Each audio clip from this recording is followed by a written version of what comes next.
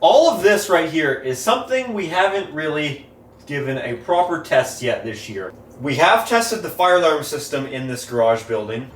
And as for the house system, we have also done our 2025 full annual system test in the house. However, one of our most important systems still has yet to be properly tested.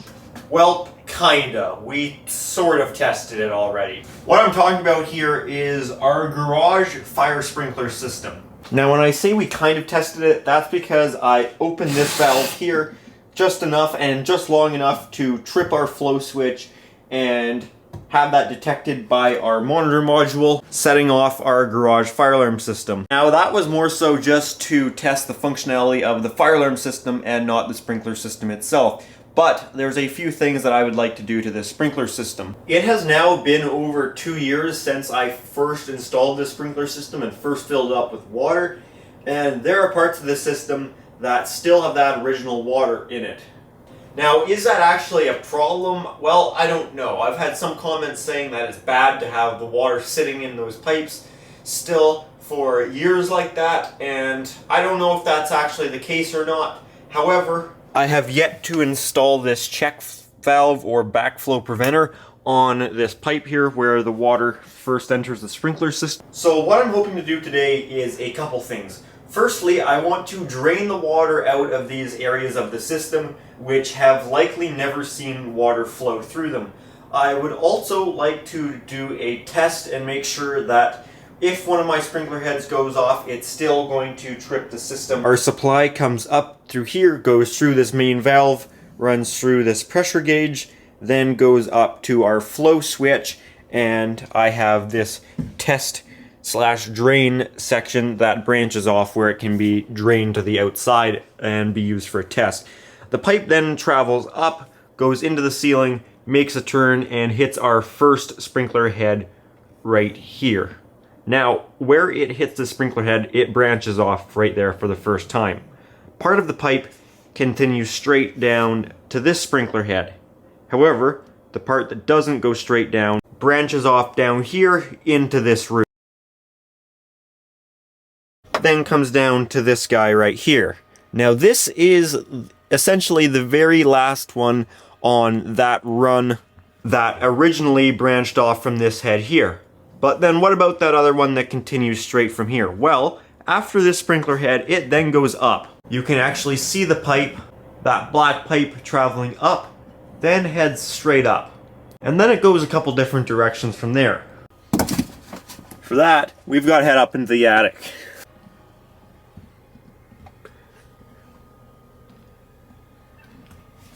And it is busy up here. There is a ton of stuff up here and a ton of stuff to work around. But there's that pipe that comes up, and once it makes it up here, it then splits off 2 directions. One of those directions is this one here that splits off to these sprinkler heads up here installed in the attic. Now, this one in particular is the furthest one away, and this one is one that probably has the original water still sitting in there and has never seen any water flow by it. Now, that is one of the ones that I definitely want to look into and try to get that old water out of there. But what about for the other direction that goes that way? Well, that one comes out up here, hits this sprinkler head, and then continues on in to this back section of the building.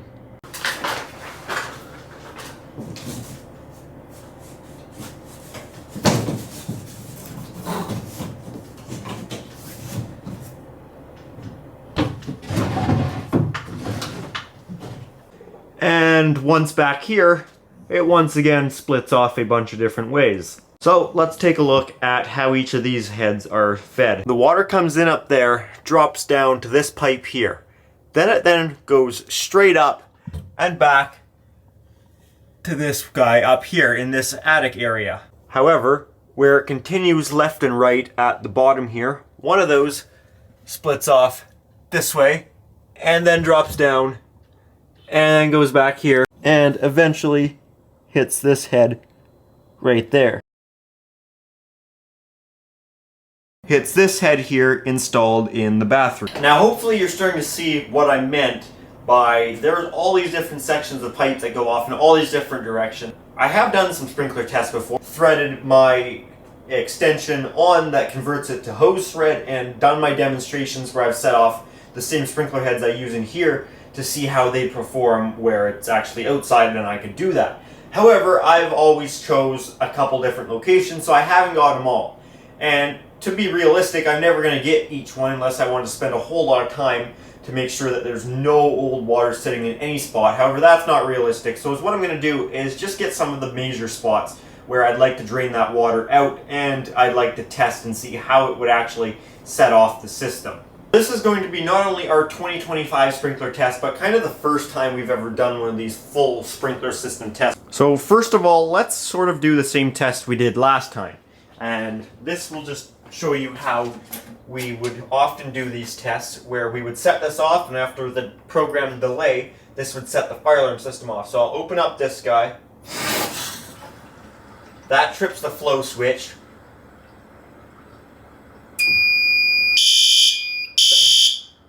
That sets the fire alarm off. I'll silence that.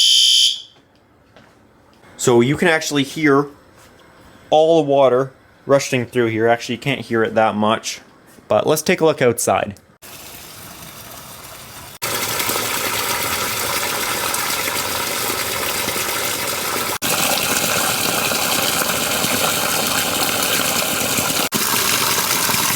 So that is our test/drain discharge point on the side of the building here.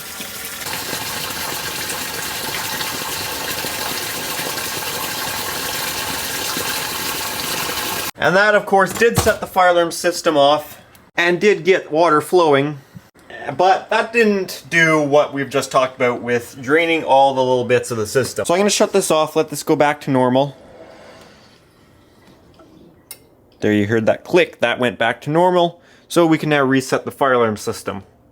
So let's start off with an easy one. This guy right here. We've talked about that is the end of the branch that branches off to there. I want to use the actual sprinkler head. That way, not only we're draining the system, we're testing that the flow switch will actually detect that sprinkler head. When I open up this, that obviously set it off, but that's opening up the entire half-inch pipe, the whole pipe diameter, and you saw that the pressure went right down to nothing. However, with the sprinkler heads, the pressure doesn't drop down. In fact, I don't think it goes much under 20 or 25. That's because these heads have a what's known as a smaller orifice, that being the hole that the water comes through. That's because these are designed for low flow applications like I have in this residential building, where I don't have a massive supply of water, so I need to effectively use the lower flow amount of water that I have. So that's why these have this smaller orifice, to maintain a higher pressure, a consistent pressure that's high enough to hit this deflector head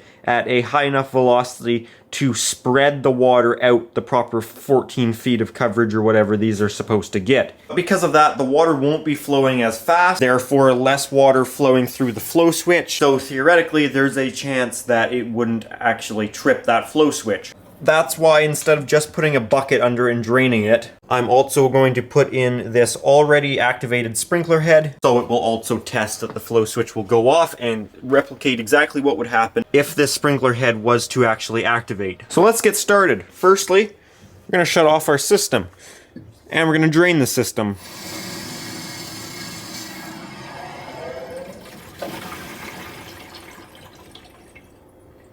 This will get all the water out of the system, well, most of it, what will fall from gravity. Now, with a bucket underneath, ready to catch, I'm going to take down this sprinkler head. Firstly, I'm going to take off the guard that is protecting it from being bumped. At least that's the idea. It's not the strongest thing.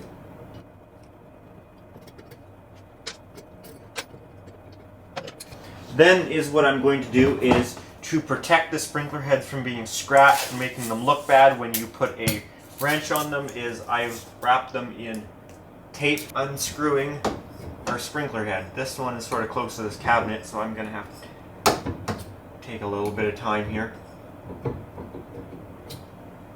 And there, I can now do it by hand. I'll get the bucket underneath.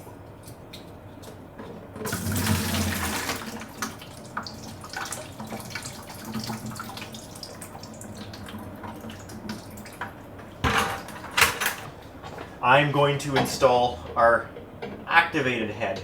Now this one doesn't have any Teflon tape on it, and I don't care if it leaks a little bit. It's just temporary, and I don't care if I scratch it. So that is our head now put up there.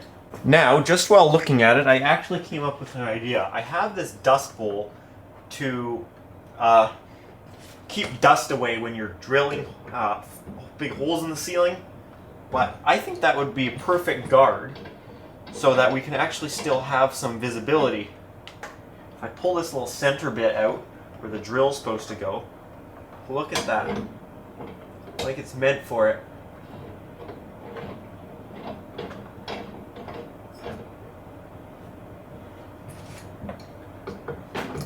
How much will we actually be able to see in here? Well, I'm not exactly sure. But if I have that like that,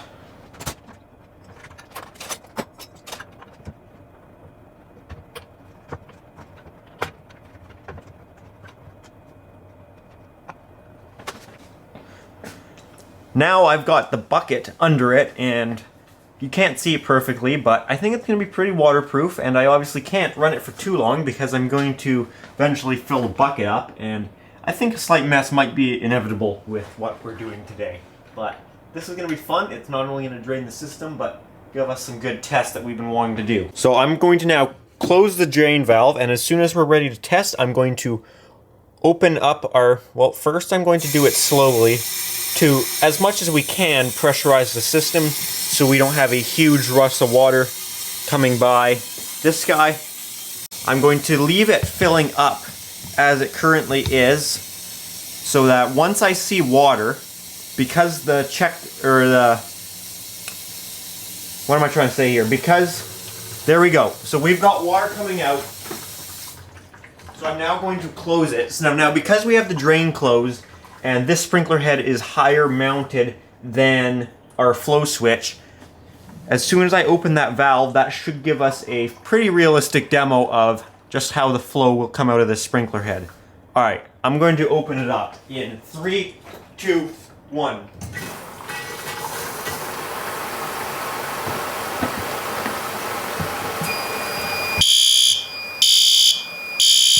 So there we got that water coming in there. Tripped our fire alarm. You can see we're holding a little bit of pressure. And, okay, we better stop. And I have managed to make a mess. Non-surprisingly. Look what I've done.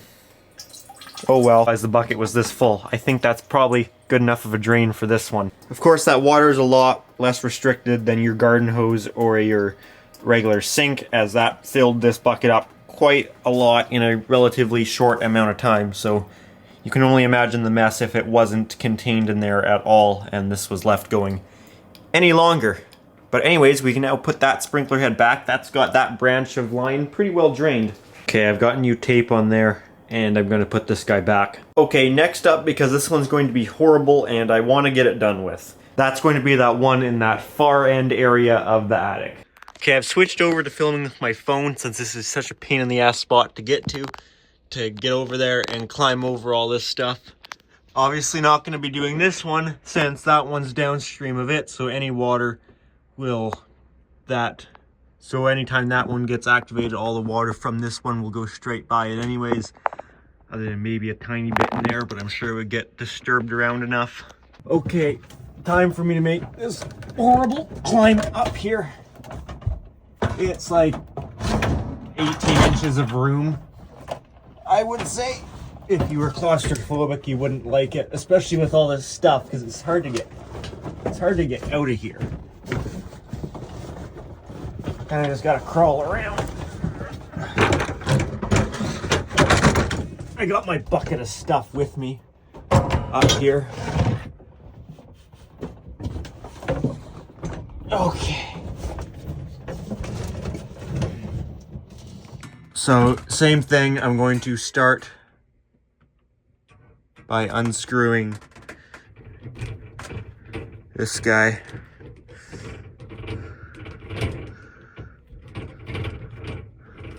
I just realized something. I don't know if my bucket's empty, but whatever in there, I don't care.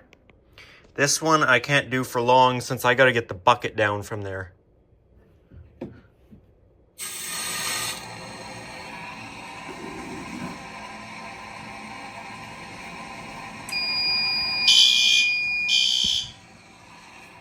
I hear the bucket filling up.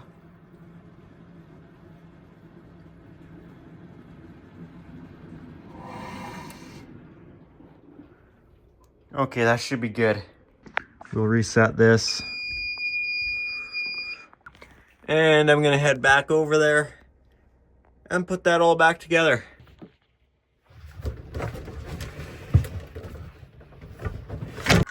So the challenge is going to be now to get the bucket down from here without spilling water everywhere.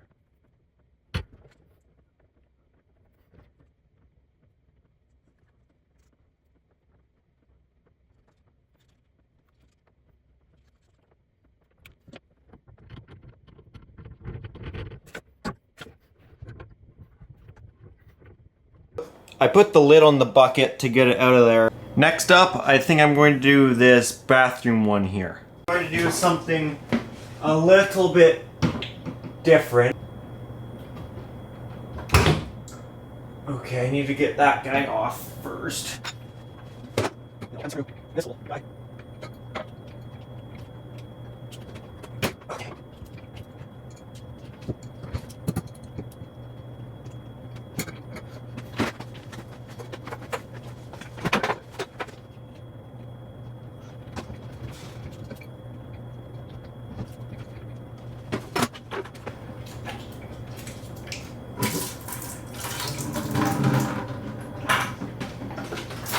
Oh, there's more water.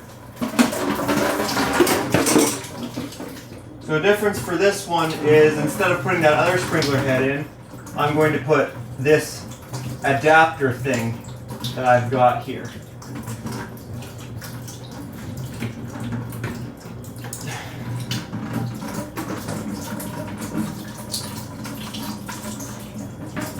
Will it ever stop coming out? I'm not sure. And what I'm gonna do with this one is get one of these hoses here and basically just extend it outside.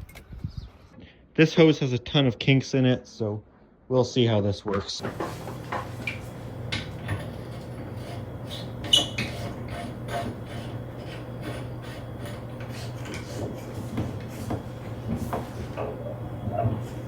So now if we follow this hose all the way to the other end,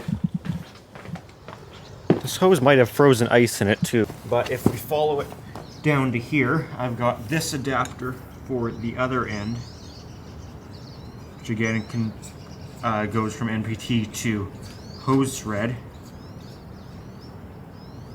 which then our sprinkler head can thread right into here.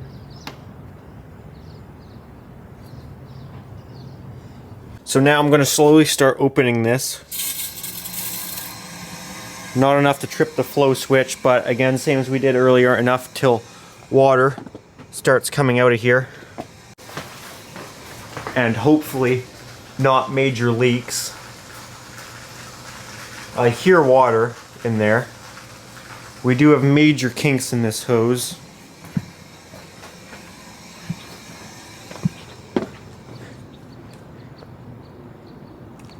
I think we have ice in it too.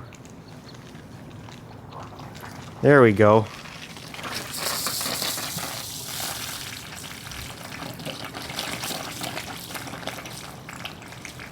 That's starting to get some of the water out. I'll check we're not flooding the bathroom in here. Looks decent enough. Let's give it a little more pressure, not enough to trip the flow.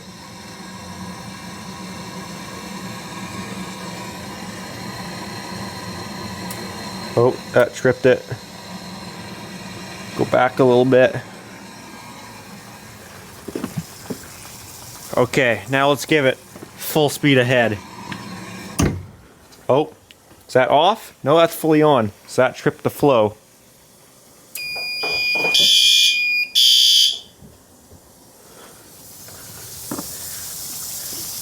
Again, we'd in real life have better performance than this because we're going through a very kinked hose. We're also installed upside down. But you can see we've got major kinks in this hose. Another one there. Another one there. Oh, I guess we squished the tripod. Yeah, that's a big kink in the hose there.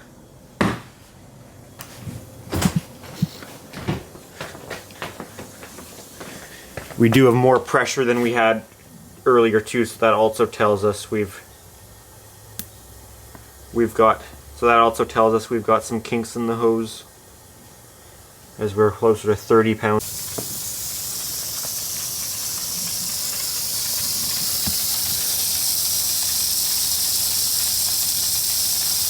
Anyways, that's working, and that should have that little branch of the system drained for sure. Let me see if I can hold it up any without getting soaked.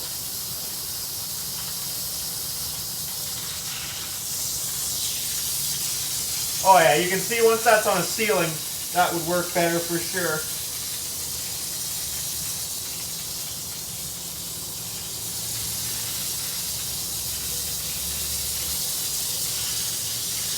Yeah, it doesn't work that well upside down.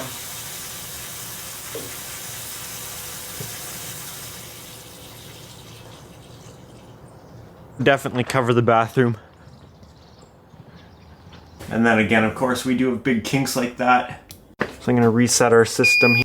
Okay, I've got that one. Well, I thought I had it put back together, but it seems to be leaking. So I guess I'm going to have to do that one tighter.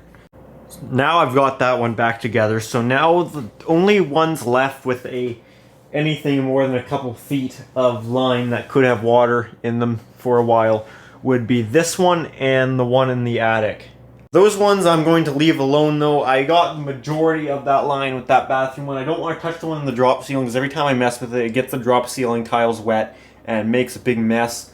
And the one in the attic, well, I just don't want to go back up in that attic. That sucks. So that's where I'm going to end this one. That's got most of the large sections of line all emptied pretty good, and I think that did our test pretty good too of seeing if those low flow sprinkler heads, making sure that regardless of the area they're in, that they would still trip that flow switch properly, which they did. Alrighty guys, that is where I'm going to end this video. If you guys did enjoy it, make sure you give it a thumbs up, and if you do have any comments or questions or suggestions, make sure to leave those down in the comment section down below.